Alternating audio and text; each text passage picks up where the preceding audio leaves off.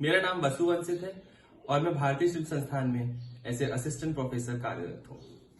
आज हम जिस कला की बात करने वाले हैं वो रंगों से अद्भुत है। जी हाँ, हम बात करने वाले हैं मीनाकारी के बारे में। चलिए इस छोटे से सफर को शुरू करते हैं। रंगों से सुसज्जित कला मीनाकारी, जिसे धातु के ऊपर किए जाने वाली कला या इंग्रेविंग वर्क भी कहा जाता है। चलिए अब जानते हैं इस कला के बारे में। कीमती और सुंदर गहने बनाने की तकनीक और उनसे जुड़ी सदियों पुरानी परंपराएं।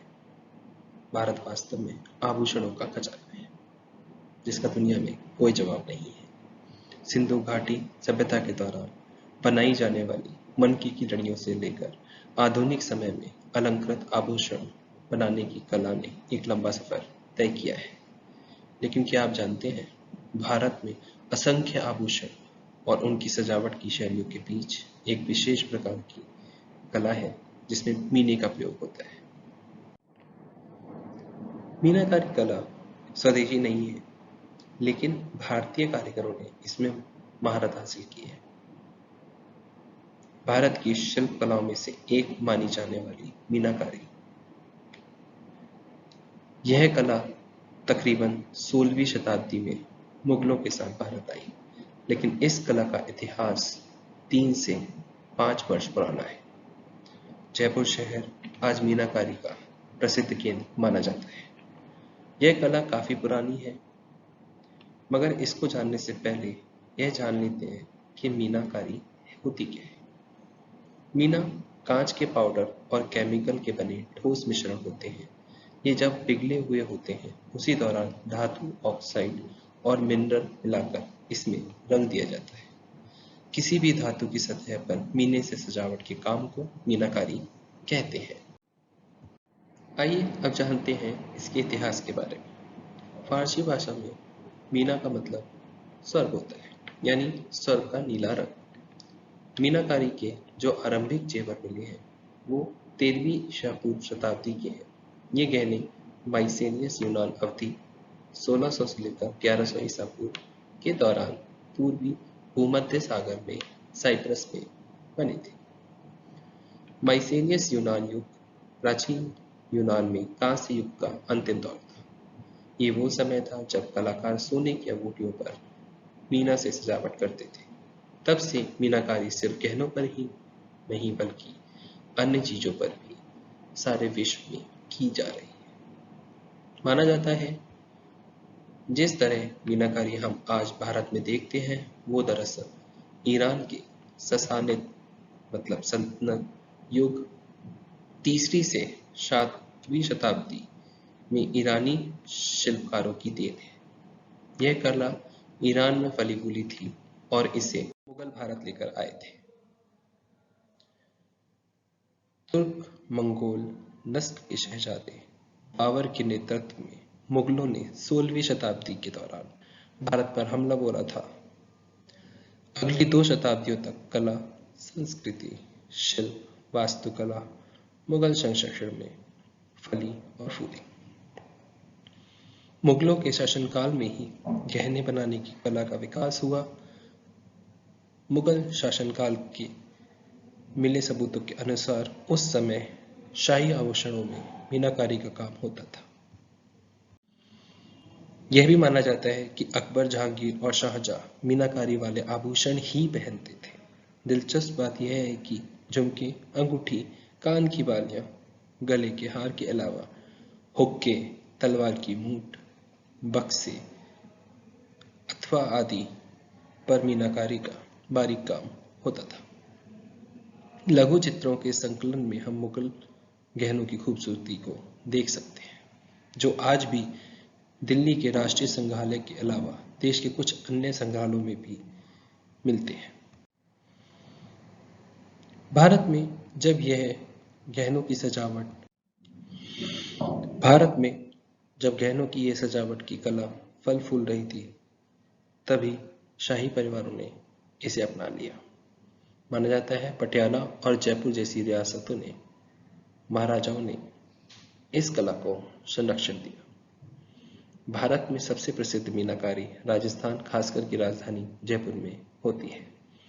माना जाता है कि 16वीं शताब्दी में आमेर के कछवाहा शासक राजा मान सिंह प्रथम लाहौर से कुशल कारीगरों को अपने साथ लाए और उन्हें अपने दरबार में जगह दी। यह कला बाद में जयपुर पहुंच गई। कछवाहा की नई राजधानी के रूप में जयपुर की स्थापना 1727 में हुई। उस समय राजा सवाई सिंह जी द्वितीय ने आमेर की जगह जयपुर को अपनी राजधानी बना लिया। जय सिंह कला के प्रशंसक और संरक्षक थे। उन्होंने भारत के कोने कोने से शिल्पकारों को बुलाकर जयपुर में बसाया। उस समय जयपुर व्यापार और वाणिज्य का केंद्र माना जाता था। ऐसा विश्वास किया जाता जयपुर में मीनाकारों के कई परिवार हैं जो कई पीढ़ियों से यह काम कर रहे हैं। इनमें से कुछ परिवार ऐसा मानते हैं कि उनके पूर्वजों को यह काम सीखने के लिए ईरान भेजा गया था।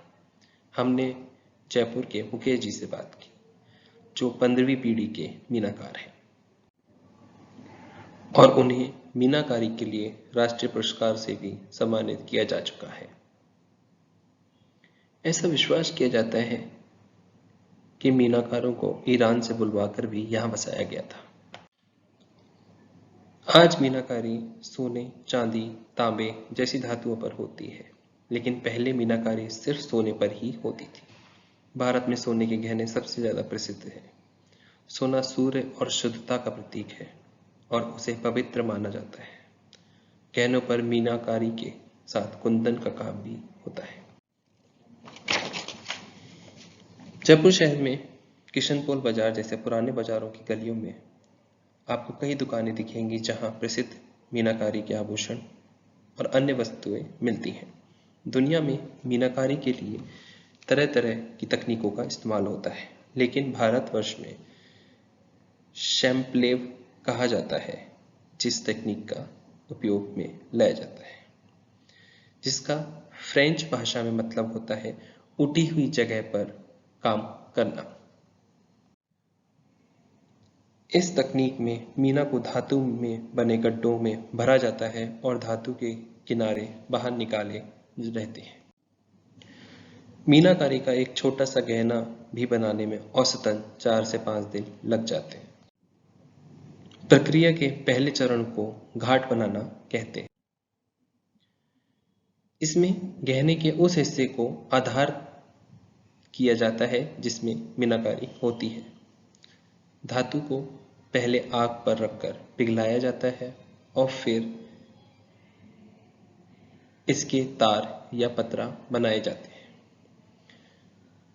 इसे उसके बाद में मनचाहा आकार दिया जाता है।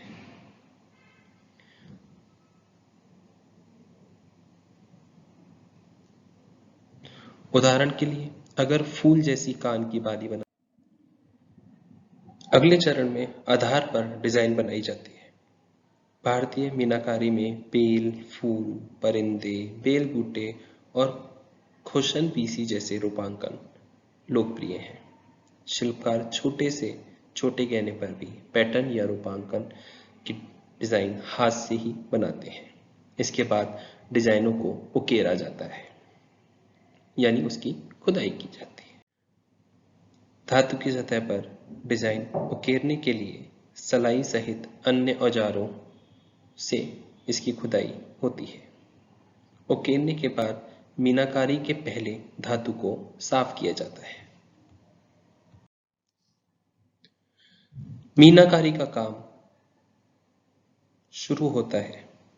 शिल्पियों के पास अलग अलग रंगों के मीना होते हैं जो छोटी टुकड़े या केक में उपलब्ध है। ये मीना भारत में अमृतसर या फिर फ्रांस और जर्मनी से ही मंगाए जाते हैं। मुकेश जी का कहना है कि उनके पास आज भी वो मीना है जो उनके पिता वर्षों पहले लाए थे। ये लंबे समय तक खराब नहीं होता है।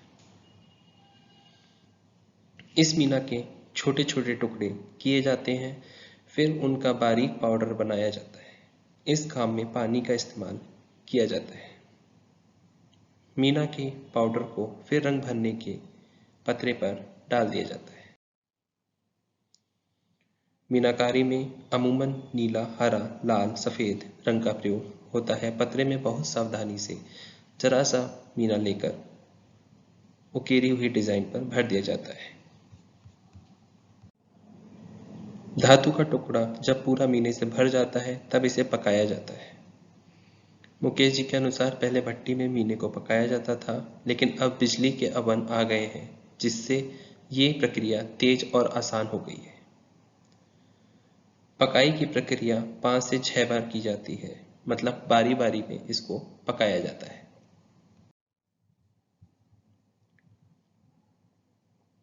दिलचस्प बात यह है कि मीना का मूल रंग उसके पकाने के बाद ही नजर आता है। प्रक्रिया का अगला चरण है फिनिशिंग का होता है। इस प्रक्रिया को मंझाई भी कहते हैं।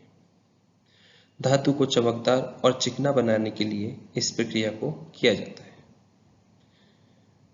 प्रक्रिया करने के बाद इसे पुनः एक बार पकाया जाता है। पकने के बाद इसे एसिड वाले द्रव या इमली के पानी से साफ किया जाता है, जिससे इसमें चमक पैदा हो जाती है और इस प्रकार मीनाकारी की सुंदर वस्तु तैयार हो जाती है। हालांकि मीनाकारी का काम लाइफस्टाइल की अन्य उत्पादों पर भी किया जाता है, लेकिन गहनों पर मीनाकारी सबसे ज्यादा मशहूर है।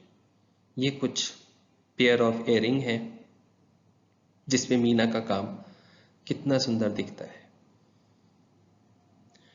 सुंदर डिजाइन की वजह से मीना वाले झुमकों, गले के हारों और चूड़ियों की बहुत मांग रहती है।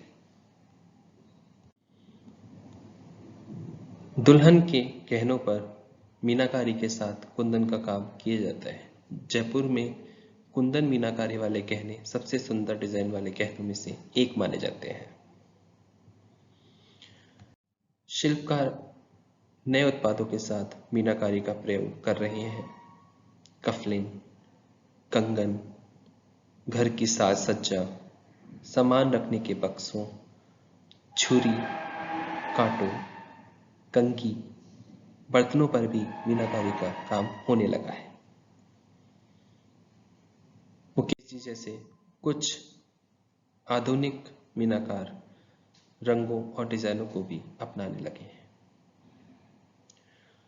मीनाकारी के मुख्य केंद्र जयपुर के अलावा मीनाकारी का काम अब देश के अन्य हिस्सों में भी होता है। हर जगह मीनाकारी की अपनी खासियत है। लखनऊ की मीनाकारी में चांदी पर हरे और नीले रंग की मीनाकारी होती है। इसी तरह बनारस की मीनाकारी की गुलाबी मीना खास है। मीनाकारी जयपुर, बनारस और दिल्ली में होती है। इसी तरह चांदी पर भी मीनाकारी राजस्थान के उदयपुर, बीकानेर और नाथद्वारा में काफी लोकप्रिय है। सीमा पार से आई मीनाकारी की ये प्राचीन कला भारत में गहनों से सबसे लोकप्रिय पारंपरिक रूपों में एक है, जो लगातार लोगों को अपनी सुंदरता से लुभाती आ रही है। ये कुछ ट्रेडिशनल और आज के जमाने की डिजाइनों से मिलकर डिजाइन्स बनाई गई हैं, जिनमें मीना अद्भुत तरीके से भरा गया है। मैं विशेष धन्यवाद देना चाहूंगा आप सबको जो इस छोटी सी जर्नी में हमारे साथ रहे। धन्यवाद।